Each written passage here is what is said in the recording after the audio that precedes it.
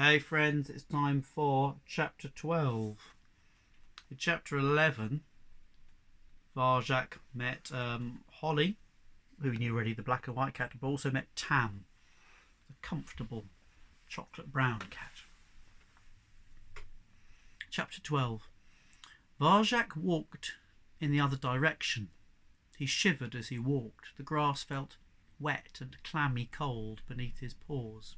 The sky was clear after the storm, but it looked hollow and black, as though the rain had washed even the moon and stars away.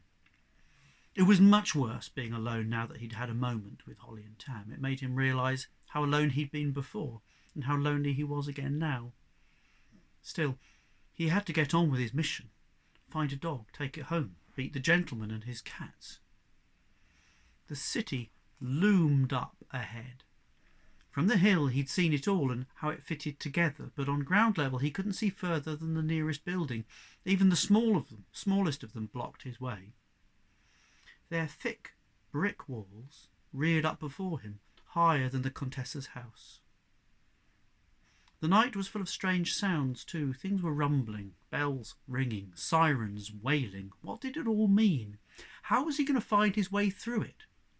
He badly needed help. Holly and Tam seemed to know what they were doing, but they were gone and they weren't coming back. Varjak walked through a gate at the park's edge. Beyond it was a narrow pavement and a wide black road lined by orange street lamps.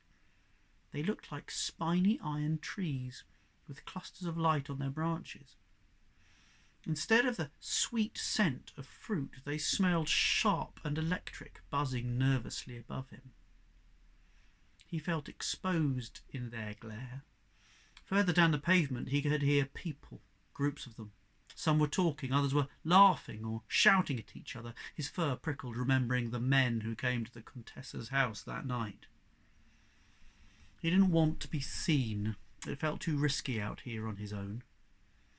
Across the road there was a quiet-looking alleyway between the brick houses. It looked a safer place to be. Varjak stepped onto the pavement and froze in his tracks.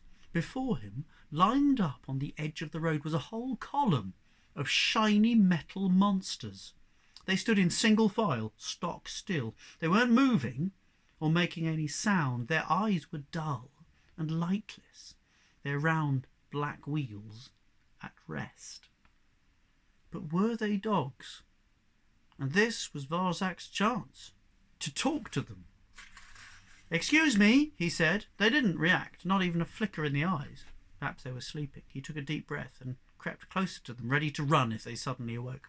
He slunk onto the road, stretched out a paw, and gingerly touched a monster's smooth metal flank. It was cold. Not asleep, but dead. Varjak shivered at the thought. Far away, but closing in, something shrieked. Something roared.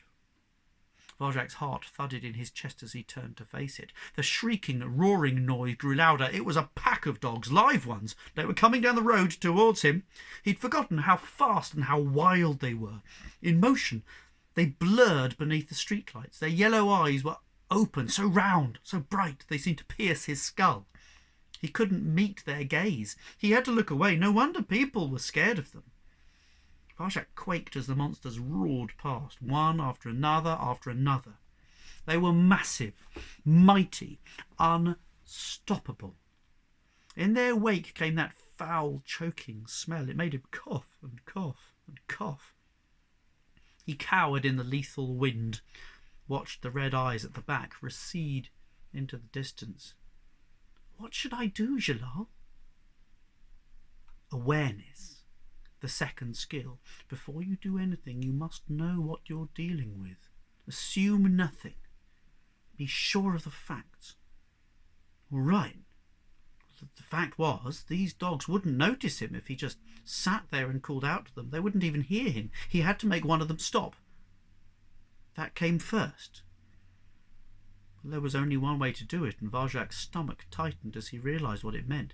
He was going to have to stand in front of them, in the middle of the road, as they sped towards him. Then they'd see him, and he would have no choice but to stop. It would take courage, but he could do it. He could do it. He was sure that he could. Deep inside him, something shrugged its shoulders and walked away. Absolutely not, it said. I'm not Jalal. I'm not even Julius. The dogs are never going to stop for me.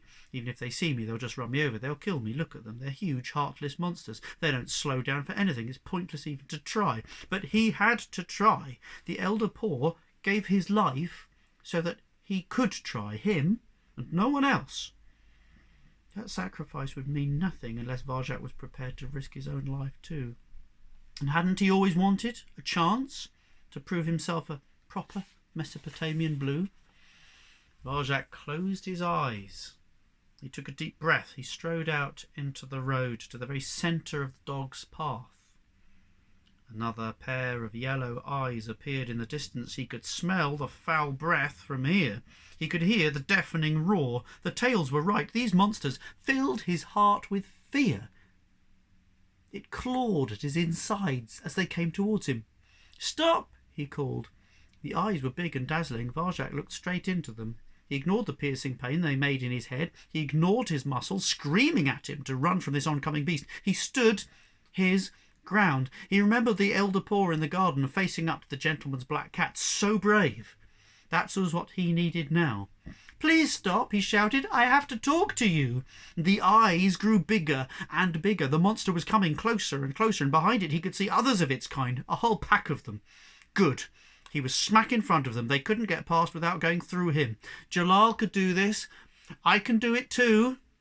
The monsters kept on coming, and he stood his ground as though he had to dig claws into the tarmac to stop himself from running. "I need your help," he shouted. "Please, please, please." But the monsters weren't slowing. They were speeding. They were shrieking, roaring, bearing down on him. Huge, deadly. Stand your ground. Stand your ground.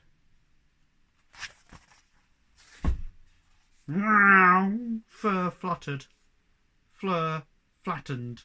Monsters roared over his head, to his left, to his right, to his left, and were gone. Varjak stayed flat on the ground, cowering, crushing himself into the tarmac, even though the dogs were gone, and all his hopes of saving the family with them.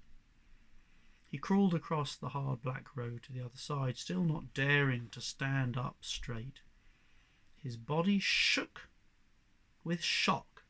If he'd moved, if he'd even breathed as they'd passed over him, they would have destroyed him. He'd come within a whisker of death. He knew that, but that wasn't the worst of it. The worst of it was that he'd failed. There he is. Well, that is the end of chapter 12. Oh, I'm going to have to leave it there. Tomorrow I'll read you chapter 13, but for today, for now, that's it. So have a great day, everybody, and I will see you soon. Bye.